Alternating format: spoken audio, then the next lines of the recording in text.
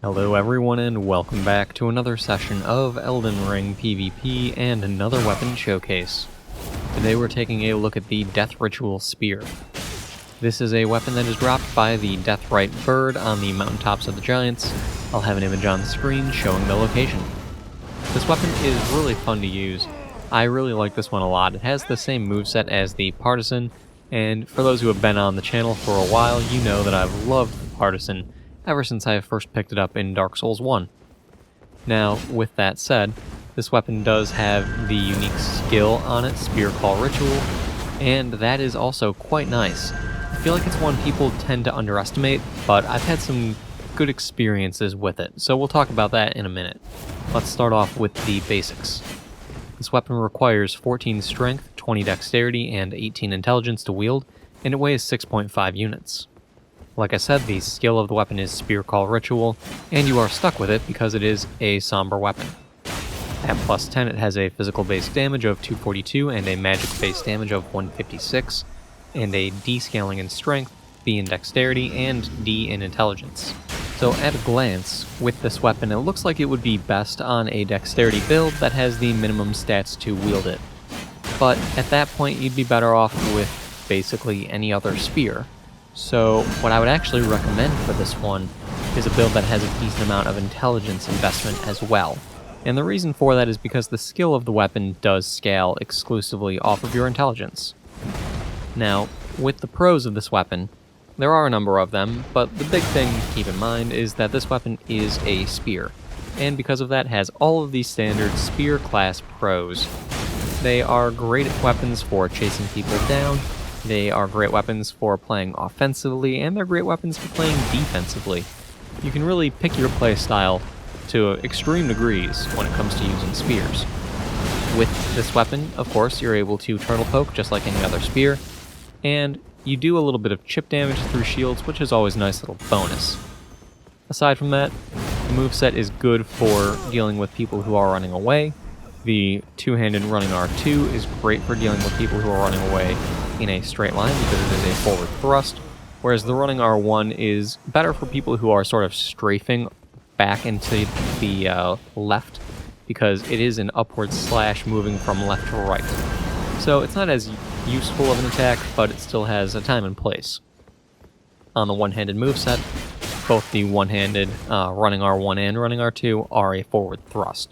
So either of those will get the job done, and you have the benefit of being able to just pull out your shield at any point and turtle poke when necessary. Tracking on turtle pokes is quite good in this game, and I personally have had a good amount of luck with roll catching people by turtle poking instead of going for a regular R1. Something about the way the hitbox is or something, I don't know. I just feel like it's an easier thing to do with a turtle poke versus a standard R1. Aside from that, the weapon does have the Partisan moveset, so its R2 attacks, when one-handed or two-handed, are going to be sweeps. So with that, if your opponent is strafing to your side or trying to roll around you or behind you, you can unlock and turn towards them with that sweep attack, and it does quite a good job at catching them, so that's a good thing to do as well. Now, the skill of the weapon. That's really where this weapon shines. That's what makes this thing unique. If you're not going to be playing with this weapon for the sake of the skill, then just use a different spear. But when you are using the skill, there's a couple of things to keep in mind. First off, I will fully admit this skill is not the most user-friendly, it is not the easiest thing in the world to deal with, but if you can get used to the quirks of it, then it can be extremely reliable. So, first off, the skill does pure magic damage. With that, Terra Magica and any magic boosting gear will help out this thing immensely. Other than that, the spears that fall from the sky can hit your opponent multiple times, so they do have that ability, and with that, they do a good amount of stagger to your opponent, so if your opponent is lower on poise, they can kind of get ping-ponged back and forth between spears, and then with that, if you are able to get into that range quick enough, you can actually follow it up with a running attack of your own, or even an R2 if they're close enough to you for it. So, being able to combo that is quite nice and works out quite well. Aside from that, the weapon skill is kind of difficult to aim. And what I mean by that is you're basically always going to want to stay target locked when you're using it, because if you unlock, it will always cast at max range. So not having control over it is not really a good thing per se, but there's a time and place for it where if you know the range of it, then you can take advantage of it. That said, there's another way you can take advantage of it and regain some control over the casting location for this thing, and that is also by unlocking. As odd as it may be, if you unlock and then turn away from your opponent, start your cast, and then target lock back onto them, it will actually cast and the spears will fall at point blank range centered around you. Now that's not something I did in this video because I didn't find it to be something that would be very useful for me. Because realistically, I'm not on a build that has other spells.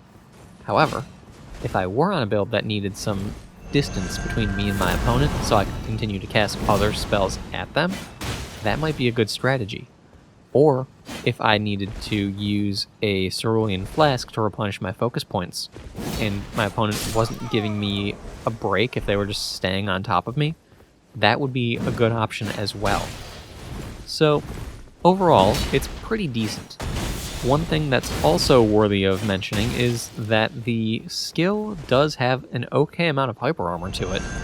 While I was using this weapon, I actually was able to use that hyper armor and tank a hit from Storm Stomp in order to get my cast off. So that's something that's quite nice about this weapon. It has a lot of options as far as how you cast it. It isn't the most reliable, but if you can get used to the quirks, it can actually do a good job and, well, become a bit more reliable, to say the least. At the end of the day, though, it's just really fun to land 6 hits on your opponent and see them just staggering constantly and then follow that up with a running attack to finish them off. It's just fun. And there's nothing wrong with that. Now that said, for the cons of the weapon, there's really not a whole lot. It's not the most damaging spear, it's not the longest spear, it's not the best in class, but at the end of the day it is a very fun weapon to use with a unique skill, and I personally love this thing. So let me know what you all think about this weapon. Let me know if you enjoyed the video, found it helpful in one way or another. If you did, then leave a like, comment, subscribe, do all the YouTube things for me, and I'll see you all next time.